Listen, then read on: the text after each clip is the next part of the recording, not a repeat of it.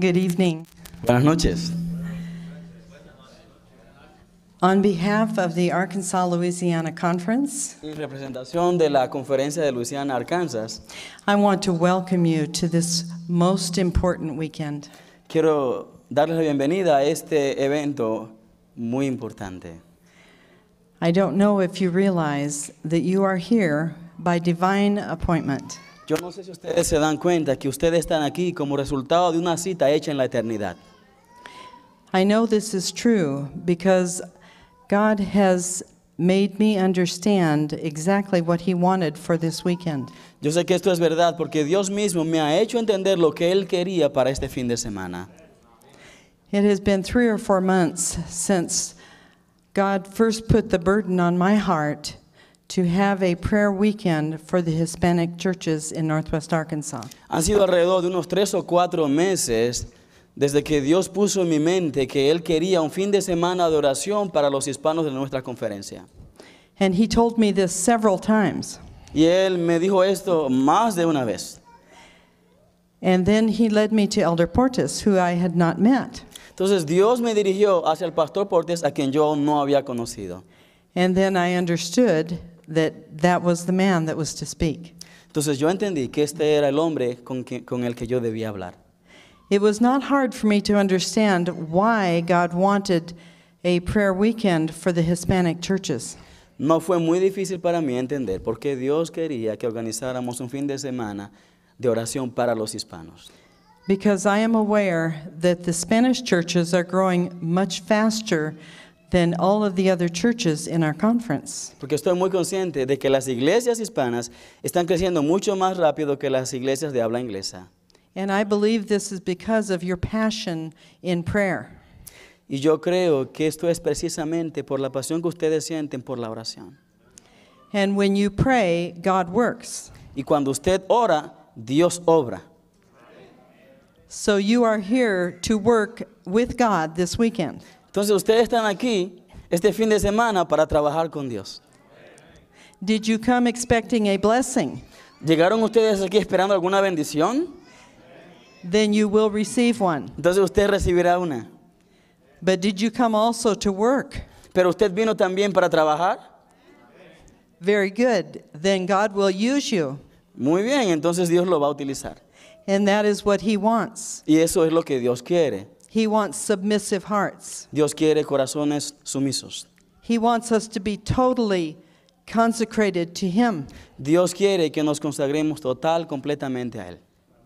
He cannot accept half-hearted service. Dios no puede recibir corazones divididos. I hope you will pray for a completely consecrated heart this weekend. Yo espero que ustedes oren por un corazón completamente consagrado. And God will work mighty wonders in your life. Y Dios va a obrar magníficas maravillas en sus vidas. And you will go away from here changed. Y usted saldrá de aquí transformado. And you will never be sorry. Y usted nunca se va a arrepentir. I have been in prayer ministries for 8 years in Arkansas, Louisiana. He estado al frente del departamento de oración de la Conferencia de Louisiana, Arkansas por 8 años.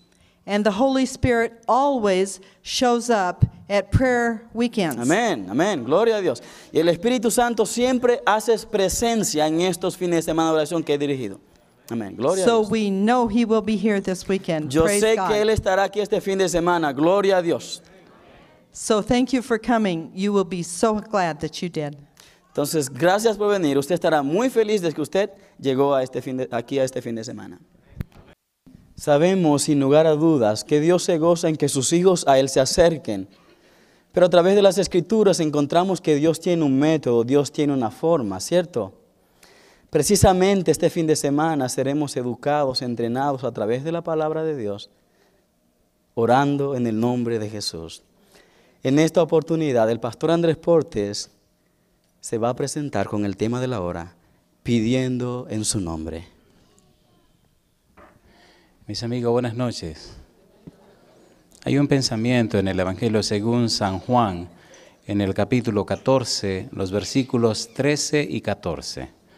San Juan, capítulo 14, versículo 13 y versículo número 14. Dice la palabra de Dios, San Juan 14, versículo 13, y todo lo que pidiereis al Padre en mi nombre, lo haré, para que el Padre sea glorificado en el Hijo. Si algo pidiereis en mi nombre, ¿qué dice la Biblia? Yo lo haré. ¿Podemos estar en pie para orar, por favor?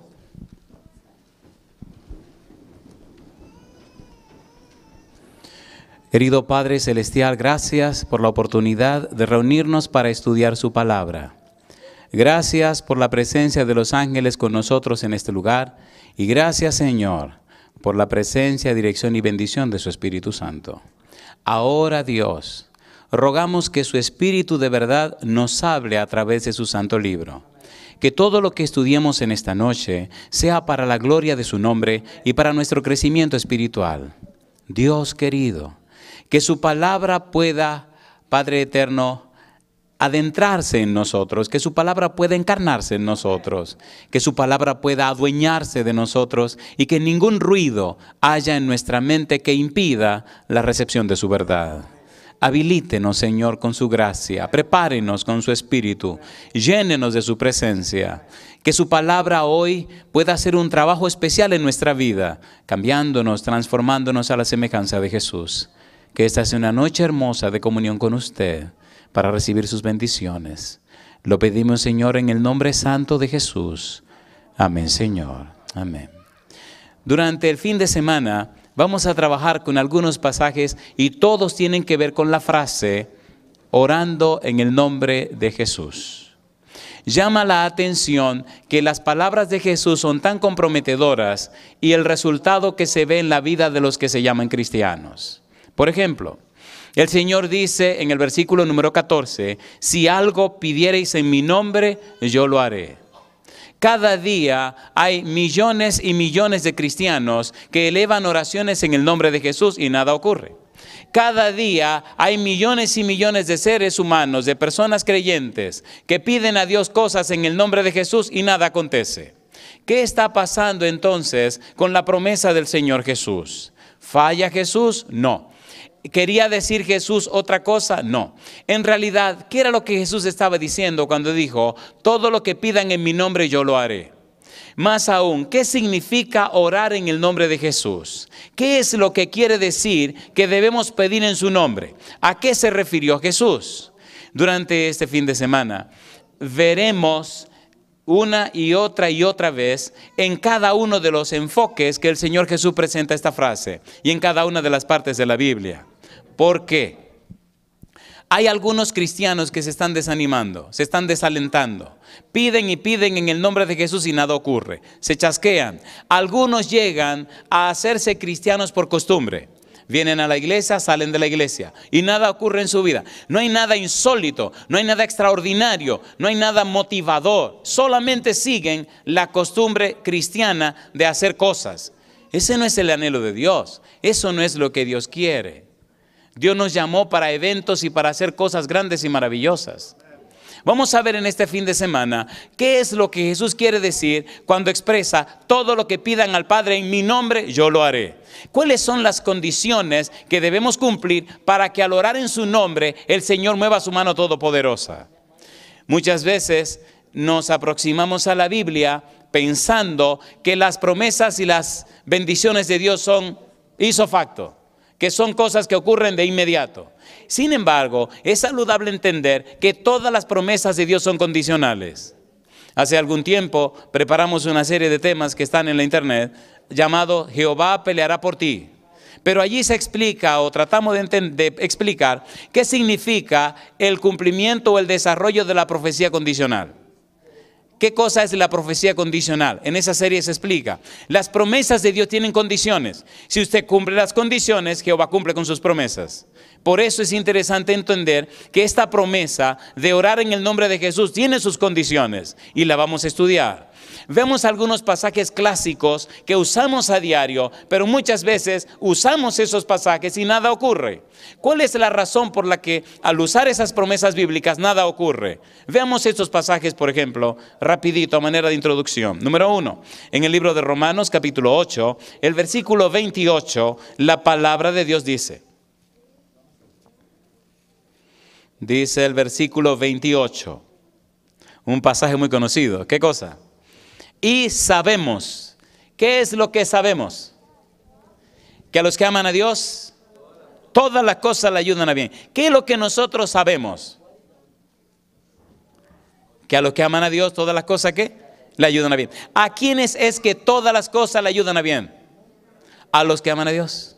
Así que primero usted tiene que asegurarse si usted ama a Dios.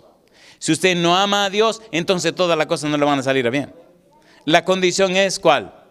Amar a Dios. Y hay un pasaje de la Biblia que me llama la atención en San Juan capítulo 14, versículo 15, que nos dice el Señor Jesús lo siguiente. ¿Qué dice Juan 14, 15? Lo sabemos de memoria. ¿Qué dice? Si me amáis, ¿qué dice ahora? Así que los que aman a Dios, ¿qué hacen? Guardan sus mandamientos. A los que aman a Dios, todas las cosas le ayudan a bien. Hay una miniserie que hicimos de este versículo. Estábamos en Puerto Rico. Y esa miniserie está grabada, ojalá la pudiéramos conseguir, donde trabajamos con este pasaje y sabemos. Hay algunas otras cosas que no sabemos, por ejemplo, Romanos capítulo 8, versículo 26. Hay cosas que sabemos, pero hay otras que no sabemos. Romanos capítulo 8, versículo 26. Dice el versículo 26, ¿cómo dice? Y de igual manera el Espíritu nos ayuda en nuestra debilidad. ¿Y qué dice ahora? Pues que hemos de pedir como conviene. ¿Qué dice ahora? No lo sabemos. Así que hay cosas que sabemos y hay cosas que no sabemos. Número 1. Número 2. Hay otro pasaje clásico que nosotros damos por sentado y sin embargo no ocurre nada. Salmos capítulo 34, versículo número 7. Salmo 34, 7. Estamos poniendo la mesa para entrar en el trabajo que iniciaremos el fin de semana. Salmo 34, 7 es muy conocido también. ¿Cómo dice? El ángel de Jehová, ¿qué hace? Acampa alrededor de los que le temen. ¿Y qué hace? ¿A quiénes defiende el ángel de Jehová? A los que temen a Dios. Pero ¿quiénes son los que temen a Dios? Por el hecho de llamarse cristiano no significa que usted teme a Dios. Hay una característica, hay un perfil de los que temen a Dios. Y entonces esos que tienen ese perfil, esas personas que cumplen con las condiciones, entonces no tienen nada que temer, porque el ángel de Jehová acampa alrededor de ellos. Veamos, por ejemplo, cuál es el temor de Jehová. Proverbios capítulo 8, versículo número 13. Recuerde que estamos poniendo la mesa. Proverbios 8, 13. ¿Quiénes son los que aman a Dios? ¿Cómo puedo saber que amo a Dios? Dice el verso 13, el temor de Jehová es aborrecer el mal, la soberbia y la arrogancia, el mal camino y la boca perversa, ¿qué cosa? Aborrezco. De modo que hay un perfil, hay una característica. Se notan los atributos de aquellos que temen a Dios. ¿Teme usted a Dios? ¿Tiene estos perfiles? Entonces no tiene nada que temer. El ángel de Jehová acampa alrededor suyo. Pero por el hecho de llamarse cristiano, no vaya a pensar que ya todas las cosas vienen por extensión o vienen como consecuencia. Otro pasaje que nosotros usamos mucho y que necesitamos analizar un poco más. Éxodo 14, 14. ¿Qué nos quiso decir Jesús con la frase, todo lo que pidierais en mi nombre yo lo haré? Ese es el estudio que tendremos, pero solamente debemos ver esto como una introducción. Éxodo 14, 14, ¿qué dice? Jehová peleará por vosotros. ¿Y qué más sigue diciendo? Y vosotros estaréis ¿cómo? Tranquilos. Pero ¿quiénes son vosotros? ¿Quiénes son esos por los cuales Jehová peleará? ¿Cuáles son los perfiles? ¿Cuáles son las características de esas personas que Dios defenderá, que Dios cuidará, que Dios protegerá? ¿Cuáles son esos que Dios saldrá al frente para protegerlos y vencer a sus enemigos? Sobre este pasaje hay una serie que grabamos ya también y que está a disposición de ustedes completamente gratis también como todos los otros materiales. Veamos un poco, un par de pasajes de la Biblia para entender este versículo 14. Mire lo que dice el 13. Recuerde que este incidente se está dando cuando el pueblo sale de Egipto. Llegan frente al Mar Rojo. Detrás viene el ejército de Faraón. El pueblo se preocupa, se angustia. Faraón viene con todo su ejército, 600 carros de guerra. Y también viene caballería. Viene con lo mejor de lo mejor para acabar rápido con el pueblo de Israel. Al frente está el mar. Detrás viene el ejército de Faraón y a los lados están las montañas. ¿Hacia dónde corren? Ya es el atardecer, está por caer la noche. Los ejércitos de Faraón se aproximan. Allá se ve la nube de polvo que se levanta. El sol se está ocultando. La nube que los guía está al frente. Y detrás está el pueblo. Y más atrás viene la nube del ejército de Faraón. No hay para dónde correr. Si corren hacia el frente se ahogan en el mar. Hacia los lados no pueden correr porque están las montañas. Y detrás viene el ejército de Faraón. ¿Y ahora qué? Y entonces le gritan a Moisés: ¿no había suficientes tumbas en Egipto que nos trajiste a morir aquí en el desierto? En lugar de clamar a Jehová, comienzan a quejarse. Pero el hombre de Dios, aquel hombre con quien Dios sacó a su pueblo, aquel individuo que conocía a Dios, aquel que tenía el temor de Dios, aquel hombre que amaba a Dios, aquel que se comunicaba con Dios, aquel que conocía a Dios, no estaba preocupado. No estaba temeroso, no estaba angustiado, todo lo contrario. Moisés había aprendido que cuando la situación llega a lo peor de lo peor, cuando la cosa es más crítica, es cuando Jehová comienza a trabajar. Y por eso Moisés lo pregunta y le dice: ¿qué le pasa a ustedes? ¿Por qué ustedes están atemorizados? Versículo 13. Aquí hay ciertas cosas maravillosas que ojalá les estudiemos algún día. Dice el versículo 13: y Moisés dijo al pueblo, ¿qué cosa? No temáis. Oiga, no temáis. Sin embargo, no tenían razón para temer. Número uno, vieron cuando el ángel que estaba al frente salió de la nube y vino y se puso entre el ejército de Faraón y el pueblo de Dios. Y también vieron cuando la nube que iba al frente pasó a la parte de atrás y se colocó entre el ejército de Faraón y el pueblo de Dios. Y como ya estaba cayendo la noche, dice la palabra de Dios que la nube era luz para el pueblo de Dios y era oscuridad para Faraón. No tienen que temer. Ustedes no ven la nube ahí arriba. No saben que Jehová está en la nube. La nube ya se puso entre ellos y nosotros. ¿Por qué temen? Dice Moisés: no temáis. ¿Y qué más dice? Estad firmes. ¿Qué pasa con ustedes? ¿Se olvidaron lo que hizo Jehová en Egipto? ¿Se olvidaron las maravillas de Jehová? Ahora que va a terminar el trabajo se están atemorizando. Yo quiero hacer una preguntita. Cuando los problemas vienen, ¿verdad que nos llenamos de temor? ¿Sí o no? Estos días estoy recibiendo llamadas a mi casa de cada parte del mundo. La gente está aterrorizada por la parte financiera. Pastor, ¿y ahora? Digo, ahora se está poniendo bueno el negocio este. Y comienzan a sacarme cuenta, a hacerme número y yo feliz. Digo, bueno, llegó el tiempo, querido, donde tienen que preguntar al Señor qué va a hacer con los millones que tiene guardados. Es tiempo de empezar a invertir más en la predicación del Evangelio. Es tiempo de sacar más para la predicación de este mensaje que pronto llenará la tierra y nos iremos al cielo. ¿Está haciendo usted planes de ir arriba o se quiere quedar aquí abajo con lo que tiene? No, pastor, no, yo estoy dispuesto a hacer lo que Dios quiera. No temáis, dice Moisés. Estad firmes. ¿Y qué sigue diciendo? Y ved la salvación que Jehová hará hoy con vosotros, porque los egipcios que hoy habéis visto, nunca más, para siempre, ¿qué cosa? Los veréis. Y entonces dice Moisés: Jehová peleará por vosotros. ¿Y qué más? Y vosotros estaréis tranquilos. Es lo peor que nos puede pasar.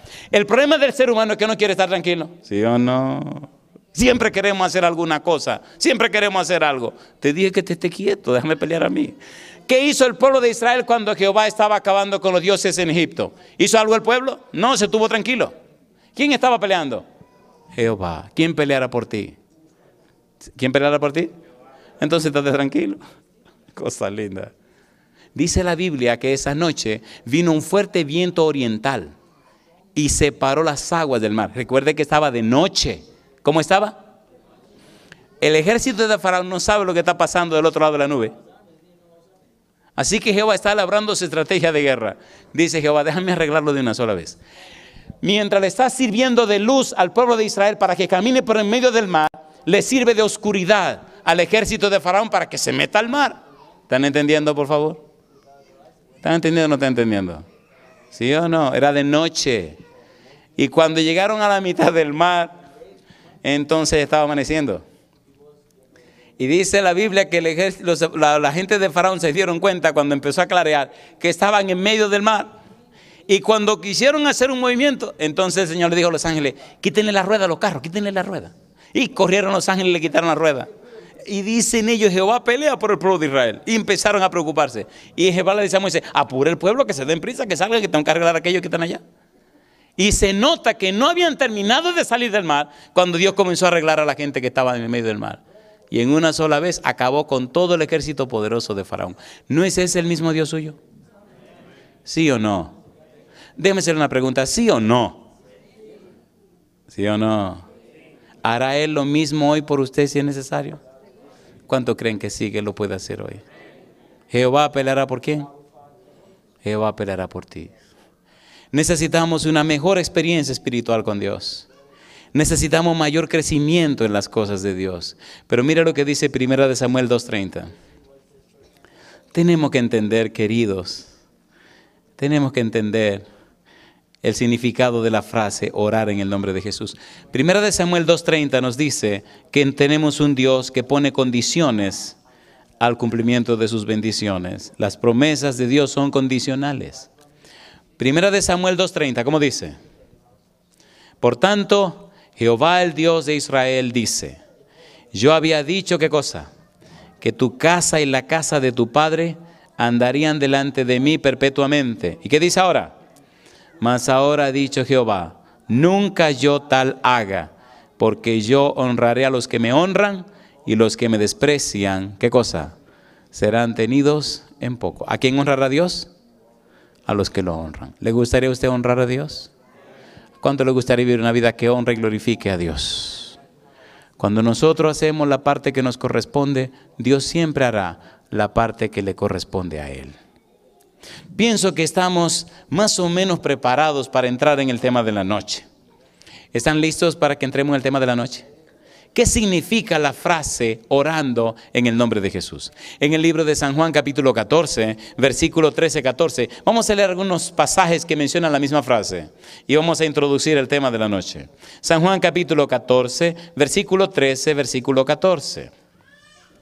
Es muy interesante y apasionante entender esta frase. Dice el versículo 13, San Juan capítulo 14, versículo 13, y todo, ¿cuánto dice? Y todo lo que pidierais al Padre en mi nombre, lo haré para que el Padre sea glorificado en el Hijo. Si algo pidierais en mi nombre, ¿qué dice ahora? Yo lo haré. Mire, cuando uno estudia la Biblia, tiene que hacerse ciertas preguntas. Número uno, uno debe ubicarse en tiempo y espacio. Eso se puede llamar marco histórico. ¿Marco cómo? Histórico. ¿Dónde estaba Jesús y en qué época estaba Jesús? ¿Qué estaba pasando en ese momento? Debemos conocer el marco contextual. ¿Qué estaba ocurriendo en ese instante? ¿De qué estaba hablando Jesús? ¿A quiénes les estaba hablando Jesús? ¿Por qué les hablaba así Jesús? El capítulo 14, o más bien, el capítulo 13, versículo 31, hasta el capítulo 17 del Evangelio según San Juan, son las palabras de despedida de Jesús. Jesús está diciendo, ya voy a morir. Son sus últimas palabras. Y Él está despidiéndose. Estoy al final de mi carrera. Estas palabras que voy a decir deben tomarlas muy en cuenta. Estoy anunciándoles mi muerte. Estoy diciéndoles que yo me voy. Que van a ocurrir cosas terribles conmigo. Al punto que cuando esas cosas terribles ocurran, yo me voy. Alguien vendrá en mi nombre, vendrá otro consolador. Escuchen con cuidado por lo que les voy a decir. Y tomen muy en cuenta el significado de mis palabras. Una cosa es lo que dice la Biblia, otra cosa es lo que quiere decir, pero otra cosa es enseñar lo que quiere decir. ¿Qué dice Jesús? Todo lo que pidan al Padre en mi nombre yo lo haré. ¿Pero qué es lo que quiere decir? Eso. ¿Pero qué es lo que significa? Es lo que tenemos que estudiar. Si entendemos el significado y el valor de las palabras de Jesús en ese contexto, entonces comenzaremos a vivir vidas poderosas porque en nosotros se verá el cumplimiento de las palabras del Señor Jesús. Estamos en la universidad. Juan Darío se llama el maestro que se acercó y me dijo, oiga, maestro, tenemos un problema serio. Le dije, ¿qué pasa?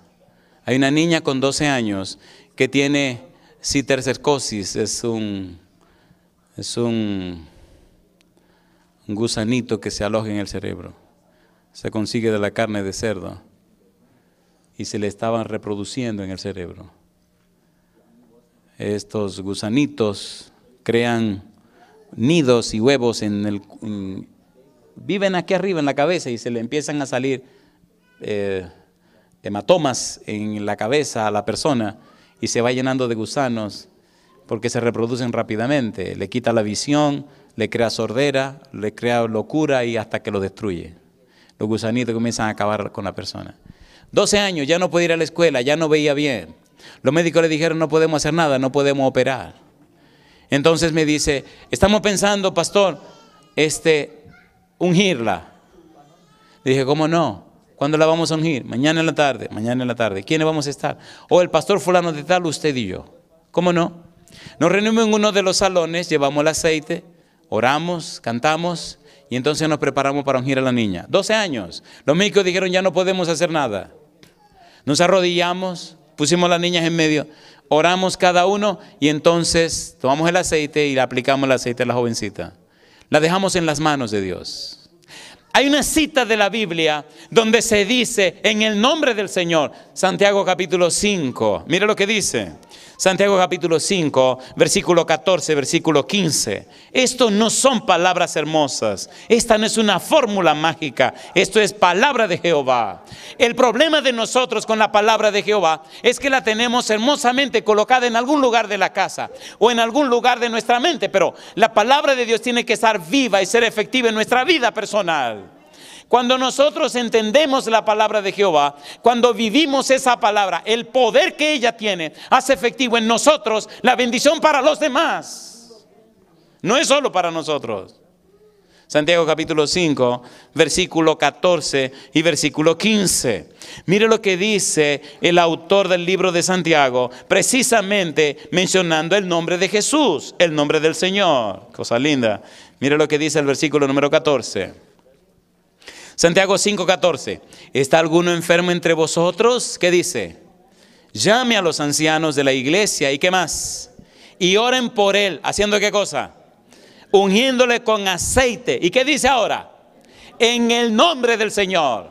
¿En el nombre de quién? ¿En el nombre de quién? Y dice la Biblia que algo va a pasar. ¿Qué dice el versículo 15? Y la oración de fe salvará al enfermo. ¿Y qué dice más?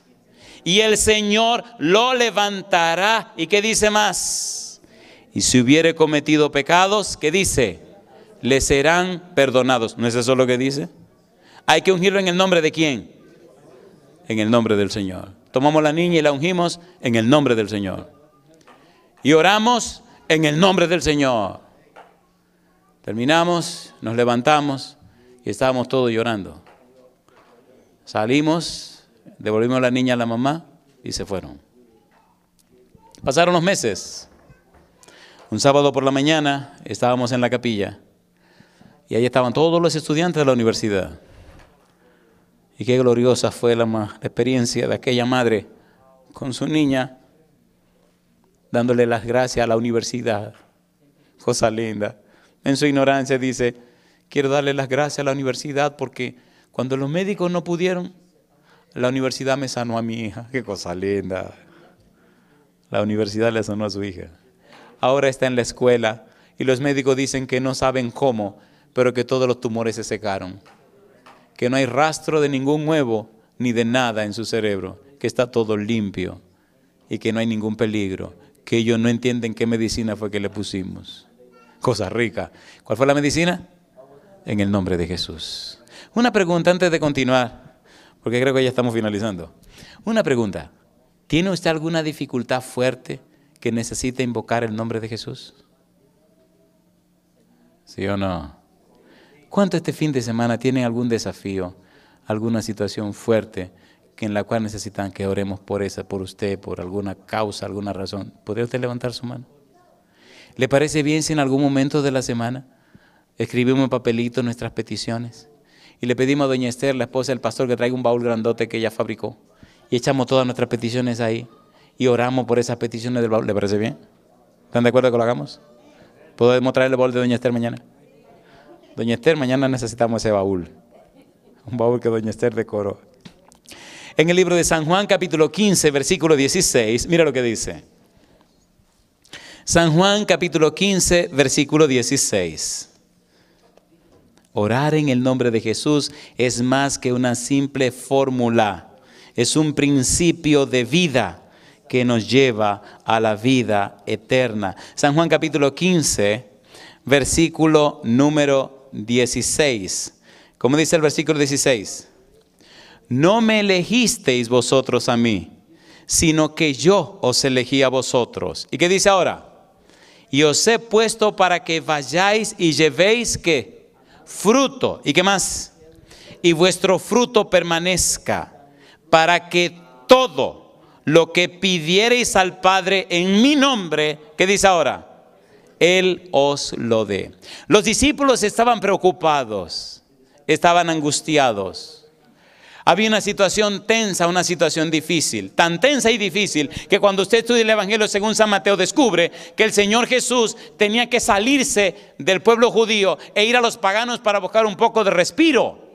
Porque cuando descendía al pueblo judío, los fariseos lo atacaban y los escribas también. Tenía que entrar y salir, entrar y salir. Y los discípulos dicen, bueno, esto se está poniendo peligroso.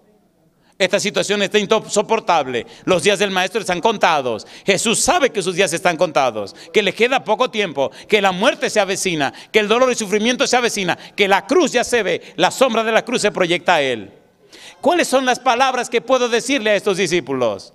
¿Cuál es el mensaje que debo darles? ¿Cuáles son mis últimas palabras? Tengo que escoger mis palabras, tengo que buscar y saber qué es lo que exactamente les voy a decir. Cuando usted lee San Juan 14, 15 y 16, descubre las palabras de un moribundo, de una persona que está anunciando su propia muerte. Y la clave, lo poderoso de lo que está diciendo es, en mi nombre. Si ustedes descubrieran lo que es orar en mi nombre, si ustedes supieran lo poderoso que es mi nombre, si ustedes por lo menos entendieran el poder que hay en mi nombre, cuando ustedes viven conforme a estos principios, quedarían maravillados. Es su afán, es su empeño, es su dedicación. Por favor, no se preocupen, no se angustien. Capítulo 14, versículo 1, mira lo que dice. Estaban preocupados, estaban perturbados, estaban turbados. Versículo 1, no se turbe vuestro corazón. ¿Qué dice ahora? ¿Creéis en Dios? ¿Qué dice también? Cree también en mí. ¿Cuáles eran las cosas que preocupaban a los discípulos? Recuerde que para descubrir qué significa orar en el nombre de Jesús, debemos entender qué es lo que está pasando. Si entendemos lo que está pasando, descubrimos lo que Jesús quiere decir. Y cuando lo descubrimos, entonces lo aplicamos a nuestra vida y tenemos poder de Dios y salvación de Dios. En el capítulo 13 podemos descubrir qué era lo que estaba pasando. Capítulo 13, versículo 1 al 3. Dice capítulo 13, versículo 1, antes de la fiesta de la Pascua, sabiendo Jesús, ¿qué cosa dice? Que su hora había llegado para que pasase de este mundo al Padre, como había amado a los suyos que estaban en el mundo, los amó ¿hasta cuándo? Hasta el fin. Y cuando cenaban, como el diablo ya había puesto en el corazón de Judas Iscariotes, hijo de Simón, que le entregase, sabiendo Jesús que el Padre le había dado todas las cosas en las manos y que había salido de él, de Dios, y a Dios iba, sabía que esto se estaba acabando, sabía que su tesorero lo iba a vender, el cuadro se pintaba lóbrego y sombrío, las cosas se estaban poniendo bien fea. Entonces los discípulos se sentían preocupados. Versículo 10. Jesús le dijo, el que está lavado no necesita sino lavarse los pies, pues está todo limpio, y vosotros limpios estáis. ¿Y qué dice ahora? Aunque no todos. ¿Le había lavado los pies a todos Jesús? ¿Sí o no? Pedro no quería que le lavaran los pies y le dijo, si no te lavo los pies no tiene parte conmigo. No, pues báñame entero. No, tú estás limpio. Ustedes todos están limpios, pero hay uno que no está limpio. ¿Quién era el que no estaba limpio? Judas. ¿No dijo Jesús en la cena, a uno de ustedes me va a entregar? La situación estaba sombría, la situación estaba difícil, estaban turbados, estaban preocupados. ¿Cómo es posible, pensaban los escribas, los judíos, los discípulos, cómo es posible que el rey conquistador que nosotros esperamos, que el todopoderoso Jehová, que ha venido a liberarnos, que el que nos levantará por encima de todas las naciones, está hablando de muerte y de dolor y sufrimiento? ¿Qué pasa aquí? No es este el Mesías que nosotros queremos, no es este el Mesías que estamos esperando, no es este el Mesías que estamos siguiendo. Así que están turbados, están confundidos y muy preocupados. Versículo 11. Porque sabía quién le iba a entregar, por eso dijo, no estáis limpios todos. Versículo 18. No hablo de todos vosotros, yo sé a quién he elegido. Mas para que se cumpla la escritura, el que come pan conmigo levantó contra mí su calcañar. Y dice la Biblia, desde ahora os lo digo antes que suceda, para que cuando suceda creáis que yo soy. De cierto os digo, el que recibe al que yo enviare, me recibe a mí. Y el que me recibe a mí, recibe ¿a quién? Al que me envió. Versículo 21, habiendo dicho esto, Jesús se conmovió en espíritu y declaró y dijo, de cierto os digo, que uno de vosotros, ¿qué cosa? Me va a entregar. Y si usted sigue leyendo el capítulo 13, se encuentra con esas notas tristes que perturbaron a los discípulos. Y es ahí donde comienza el capítulo 14, cuando él dice, no se turbe vuestro corazón. Ustedes están turbados. Miren el versículo 36 del capítulo 13. Le dijo Simón Pedro, Señor, ¿a dónde vas? Jesús le respondió, a donde yo voy no me puedes seguir ahora, mas me seguirás cuando dice. ¿A dónde iba Jesús? ¿A dónde iba Jesús? A la cruz. ¿A dónde lo siguió Pedro después? A la cruz. ¿A dónde fue Jesús? A la cruz. ¿A dónde debemos ir tú y yo? A la cruz. Entender la frase orar en el nombre de Jesús tiene una connotación muy hermosa. Capítulo 14, versículo 3. Dice el versículo 3, San Juan 14, 3. Y si me fuere y os preparare lugar, ¿qué cosa? Vendré otra vez y os tomaré a mí mismo, para que donde yo estoy, vosotros también estéis. Cuando uno lee la frase en el idioma original, aparece en el tiempo presente.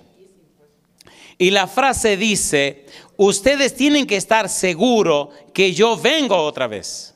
No es algo que ocurrirá solamente en el futuro. Es algo que en realidad tiene la certeza de mi promesa y de mi palabra. Es la más grande promesa que pueden escuchar. No tienen nada que temer ni dudar, porque yo estoy prometiendo que yo vendré otra vez. No se angustien, no se preocupen. Yo vendré otra vez. Yo estoy para venir otra vez. Yo estoy haciendo planes de estar con ustedes. Versículo 4. Y sabéis a dónde voy y sabéis el camino. Y aquí debemos entrar en la parte final. Sabéis a dónde voy. Yo le dije que voy al Padre. Sabéis el camino. Y entonces dice el versículo número 5. Le dijo Tomás, ¿qué cosa? Señor, no sabemos a dónde vas. ¿Cómo pues podemos saber el camino? Y aquí hay algo interesante en la experiencia de Tomás. Hay un escritor que dice, es increíble que Tomás hiciera una observación de esta naturaleza. En esto se parece a los incrédulos. Es posible que una persona que caminó 3 años y medio con Jesús, que escuchó los sermones de Jesús, que acaba de oír que Jesús dice que va al Padre, dice que no sabe dónde va. Que Jesús dice, voy a regresar a mi Padre, y él no sabe para dónde va Jesús. ¿Cómo es posible que un discípulo que caminó con él, que estuvo con él, que vivió con él, no lo entienda a él? Los incrédulos también le reclaman a Jesús, San Juan capítulo 7, versículo 33, que ellos no entendían a Jesús. San Juan 7, 33 dice, entonces Jesús dijo, todavía un poco de tiempo estaré con vosotros e iré al que me envió. Y dice el versículo 34, me buscaréis y no me hallaréis, y a donde yo estaré, vosotros no podréis venir.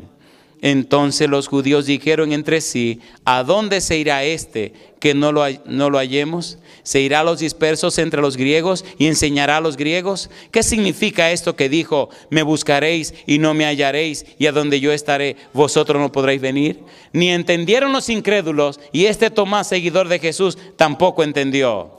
¿Por qué Tomás no entendió las palabras de Cristo? ¿Qué está pasando en la experiencia de Tomás que no entiende lo que Jesús dice? Algunos autores dicen que Tomás no entendía porque no había madurado en su fe.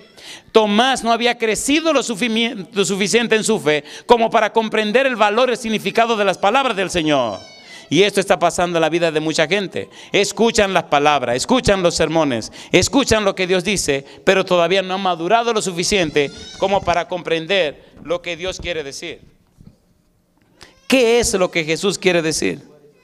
¿Cómo nosotros podemos entender esto que está diciendo Tomás? No sé a dónde tú vas, no sé lo que tú quieres decir, no te entiendo. Tomás y los incrédulos están en el mismo plano. En el capítulo 11 del libro de San Juan, en el versículo 16, entendemos por qué Tomás no entendía lo que Jesús estaba diciendo. 11:16. Dice en el versículo 16, dijo entonces Tomás, llamado Dídimo, a sus condiscípulos, vamos también nosotros para que muramos con él. Lázaro había muerto. Lázaro estaba enfermo. Le avisaron a Jesús y dijo, esa enfermedad no es para muerte. Ahora le dicen, Lázaro ya murió. Y dijo, vamos entonces a Betania. Y Señor, pero te andan persiguiendo, te quieren matar. Vamos para allá. ¿No tiene el día acaso 12 horas? Entonces dice Tomás, miren, caminen, vamos con él para que nos maten a nosotros también. Para Tomás, Jesús está caminando rumbo a la muerte. Para Jesús, Jesús está caminando rumbo a la vida. Iba a morir en Jerusalén, pero él no venía a Jerusalén para levantar la muerte. Venía para levantar la vida. Cuando Jesús llegara a Betania, ¿qué iba a hacer con Lázaro muerto? Lo iba a regresar a la vida. Y después de morir en la cruz al tercer día, ¿qué iba a hacer Jesús? Se iba a levantar de la tumba. Eso no venía a fracasar, no venía a ser derrotado, venía a triunfar. Pero Tomás no entendía eso. Porque el problema del ser humano cuando está en la incredulidad es que no puede entender el mensaje de Dios, no puede entender lo que Dios está haciendo. Jesús no estaba caminando hacia la muerte. En Betania, Lázaro el muerto volvería a la vida. En el libro de San Juan capítulo 14 versículo 5, mire usted lo que dice Tomás, no sabemos para dónde tú vas, Señor, no entendemos cuál es el camino. ¿Qué es lo que está pasando contigo, Señor? Es cuando Jesús muere y resucita. Cuando Jesús muere y resucita y se encuentra con los apóstoles y ellos lo miran y Él le dice, pasa a vosotros, Tomás no está presente.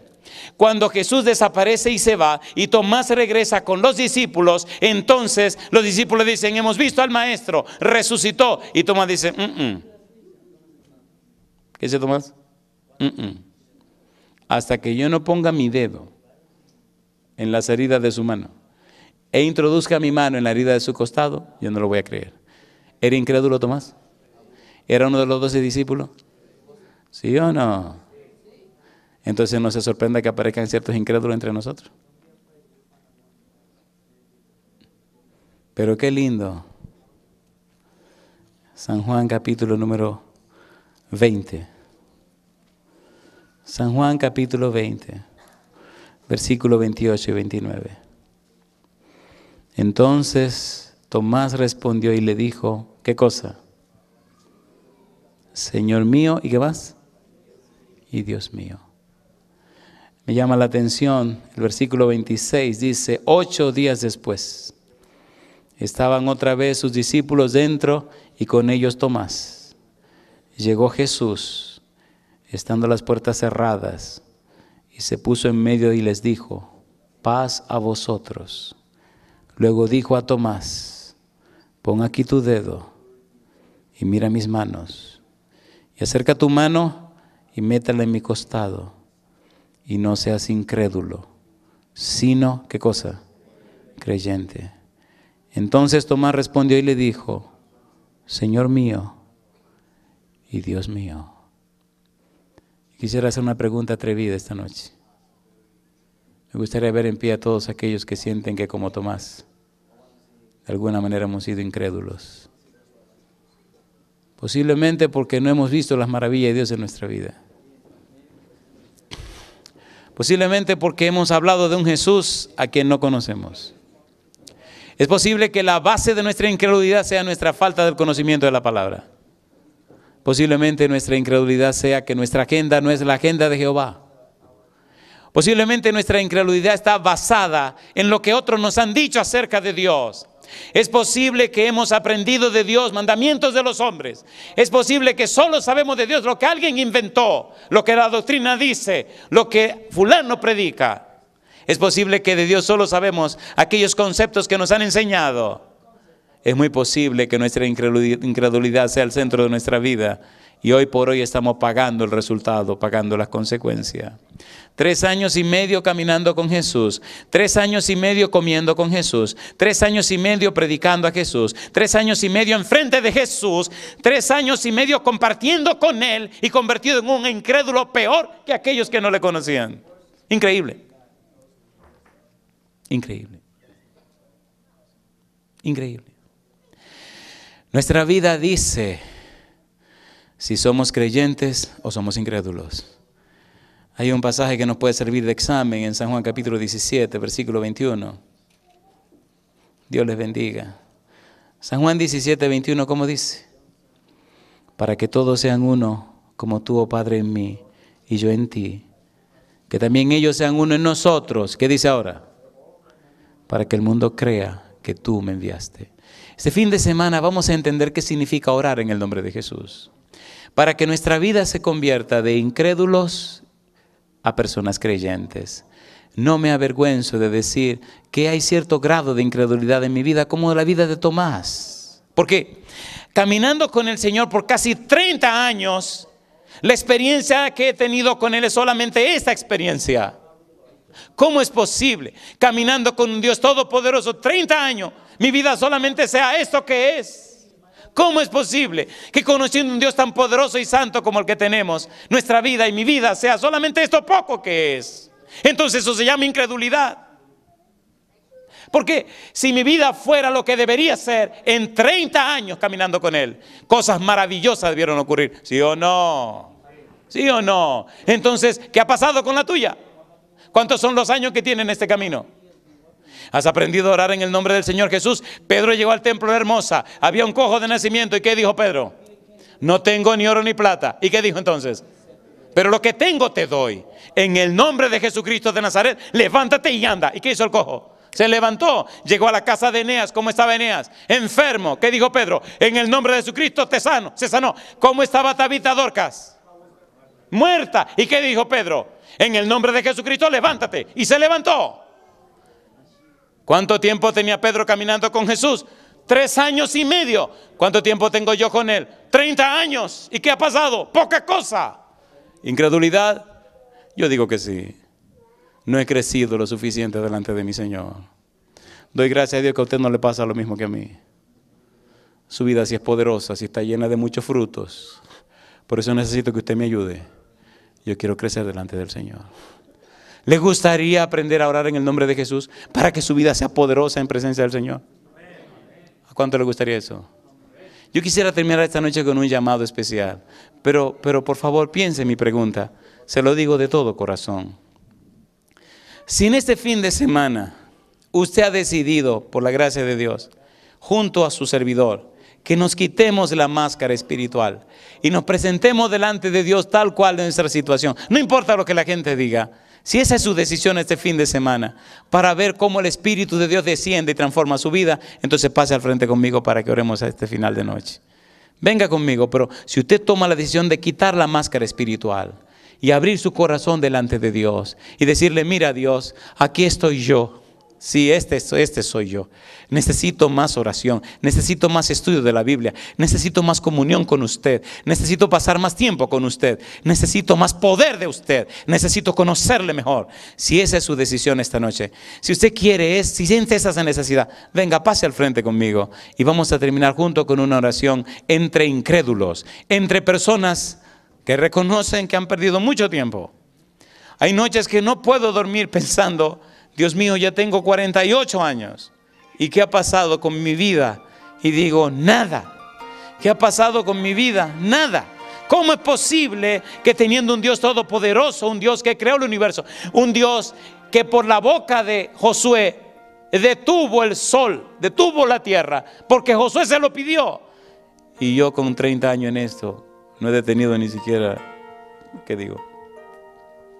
Permita a Dios que este fin de semana cada uno de nosotros pueda entender la necesidad de la comunión con Dios. Cuando vaya a su casa esta noche, no se acueste sin leer el capítulo 14. Y mañana temprano, lo primero que haremos es ver que el capítulo 14 nos habla del Padre. Jesús está diciendo Padre. Aparece la palabra Padre 24 veces. Y entonces descubriremos mañana cuán hermosas son las palabras de Jesús al decirnos que el Padre quiere estar en comunión con nosotros, que el Padre quiere estar junto a nosotros, que el Padre quiere estar en relación con nosotros para brindarnos su gracia y su poder. ¿Podemos orar? Querido Padre Celestial, permítanos esta noche y este fin de semana comprender, entender, oh Dios, y apreciar lo que significa orar en el nombre de Jesús. Hoy nos hemos levantado y hemos pasado al frente reconociendo, Señor, y descubriendo también que en el resultado de nuestra vida hay mucha incredulidad. ¿Cómo lo sabemos? Mire los años que han pasado y en nuestra vida, ¿qué es lo que ha pasado? No queremos seguir viviendo vida de incrédulos. Queremos vivir vida de fe, vida de poder. Queremos, Señor, que en nosotros se manifieste su presencia en forma tal, que su Santo Espíritu descienda sobre nosotros con tal grado de poder, que nuestros amigos, hermanos y familiares puedan decir: he aquí un verdadero israelita, una verdadera israelita en la que no hay engaño. Que nuestra vida es un instrumento del cielo para salvación de muchos. Que nuestros hijos queden bendecidos con nuestra presencia. Que nuestros amigos sean tocados, oh Dios, por su Espíritu en nosotros. Y que su gracia fluya de nosotros abundantemente como un manantial poderoso, saciando la sed de todos aquellos que no le conocen. Despiértenos, Dios, en este fin de semana. Despiértenos antes que sea demasiado tarde. Llénenos de su presencia y de su luz. Únjanos con su Espíritu bendito. Que en este fin de semana, Padre eterno, nuestra vestimenta sea la justicia de Jesús y nuestro poder la unción de su Espíritu, y nuestra gracia y garantía, Señor, su presencia y compañía bendita. En su mano santa, en su mano bendita entregamos nuestra vida. Llévenos de vuelta en paz a nuestro hogar y esta noche inquiétenos para orar más y guíenos para vivir conforme a su voluntad. Lo pedimos y agradecemos, Señor, en el nombre de Jesús. Amén, Señor.